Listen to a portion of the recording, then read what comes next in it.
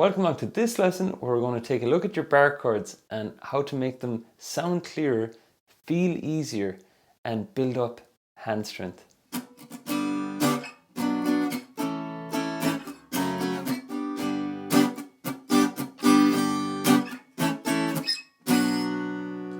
When it comes down to it, building up hand strength is the key behind bar chords feeling easier and sounding clearer and being able to change them better. So we're going to focus a lot in this lesson on building up hand strength and also building up some finger independence as well.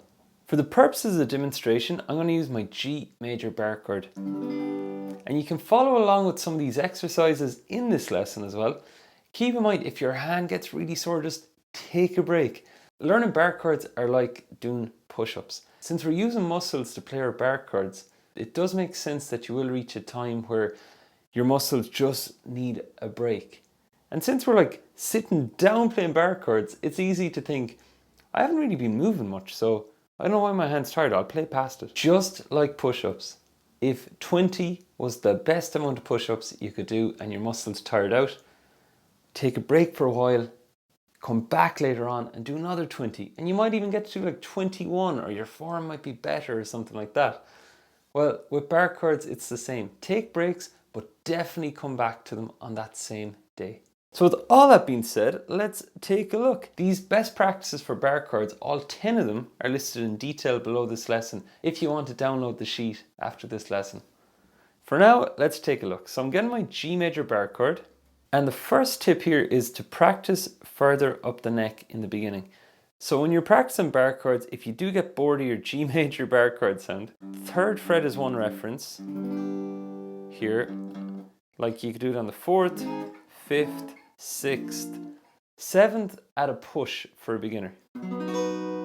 Once you go past the 7th fret, it does get a little trickier. So for that reason, the 3rd to 7th fret is the sweet spot. So the next tip, when you begin to think about it, your bar chord is only made up of a few parts that when they're all working properly, they give you a bar chord. We have our positioning and independence of our fingers. We have our bar, which is our index finger. We have what our thumb is doing. And we have one or two other little bits which we'll get into towards the end.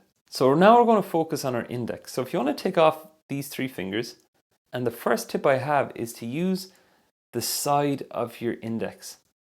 You'll know you're doing this when you look at the nail on your pointer finger and it's pointing nearly out the way. So it's almost, if your neck is here, it's almost like at a 10 o'clock position.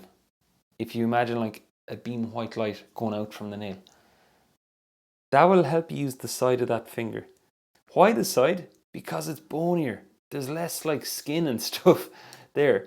So using the side of the finger on the strings. And you could practice it like this. Go.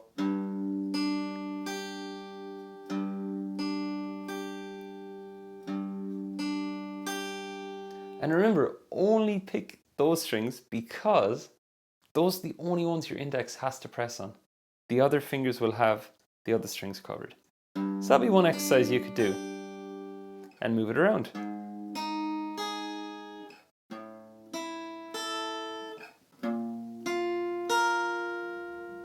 Now, just like in the beginning, when your fingers felt sore doing open chords and then they toughened up, the skin toughened up, the skin on this part of your finger is going to have to do the same. So have a bit of patience with it. It will build up over time. Right now it might be a bit sore, but it'll get tougher. And of course, the added tip there was to press down only on the top string and the bottom 2 strings.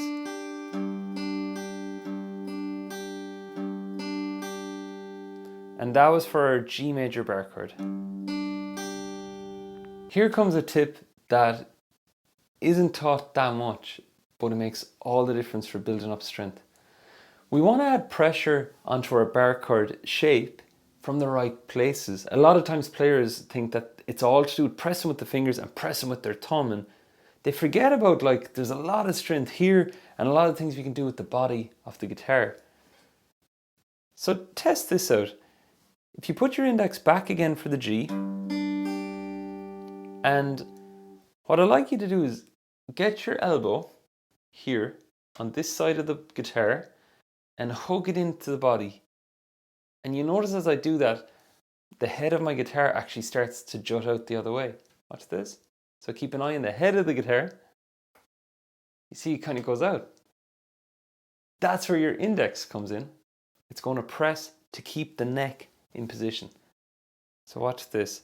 You slowly hug the body of the guitar with your elbow, but press with your index. And it creates this pressure point.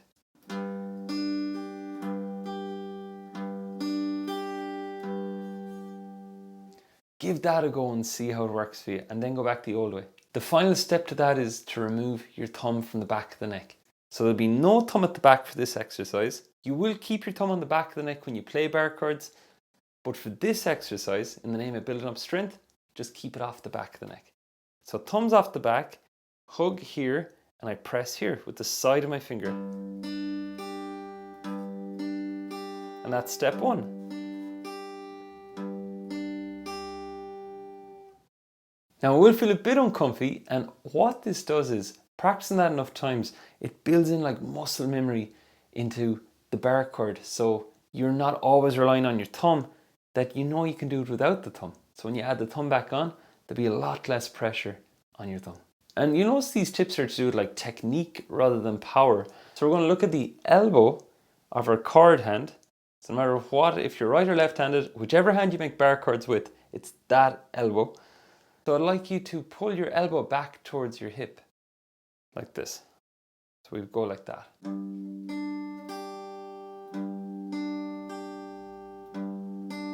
And that's another little thing you can practice. Now, those are all tips to do with your index, building up the strength, working on technique. And now we're going to take a look at our group of fingers, making the chord. One of the best tips I've seen work for beginners with this is take any of your open chords and begin to play them only using your other three fingers, so no index. Don't use your index to make any of the chords. It's going to feel weird.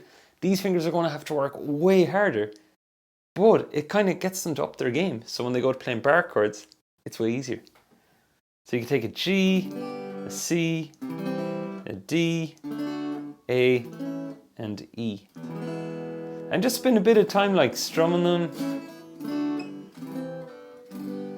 and building up the independence in those fingers. And those are listed in the worksheet. I have some open chord suggestions you can do this with. Another thing you can do for your bar chord strength is to isolate out how you work on it. So you've the full shape on, I'm using the side of my finger, and you'll notice here I've slanted these three fingers. Because if I have it here, it creates this weird sort of a thing where I'm trying to use the side of my index, but these are slanting this way. So if you lean your fingers over towards the index, it can really help your bar chord placement for this shape. And test the top 4 strings, then the bottom 2, and strum it all. And the best thing is, all these things apply to your other bar chord shapes as well, including our B minor bar chord and any future bar chord shapes you do. So looking at our B minor, I have it on, I'm doing the exact same things. Elbow back, I'm really hugging the body of the guitar. I'm using the side of my index instead of like the flat of it. And I'll work for B minor as well. Keeping in mind the whole time about our push-ups example, your hands are going to get sore, so just keep an eye out and rest them as necessary. Your action items for this lesson, action item number 1, it is to spend time strengthening up your index. I've already covered it in this lesson. They're listed in the worksheet below as well. Number 2 then is to spend time practicing with your other 3 fingers to build up the independence in them. And number 3 is to combine them together and begin spending time testing your bar chords. No fast chord changes, no crazy strumming, nothing like that. The only job is to build up strength in your hand. And for that reason, I'd suggest you practice your bar chords like 10 minutes in the morning, 10 minutes in the afternoon if possible, and definitely another 10 minutes in the evening or nighttime.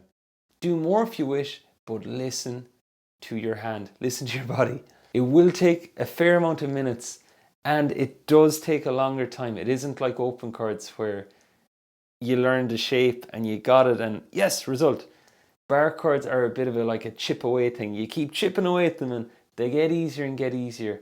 And this is coming from a person who's been playing them a long time. However, you'll hear other players report that eventually you get them when you stick with it. So that's your structure, that's your framework. I hope you have fun, and whenever you're ready to hit into the next lesson on theory and a bit more on technique, do so, and I'll see you then.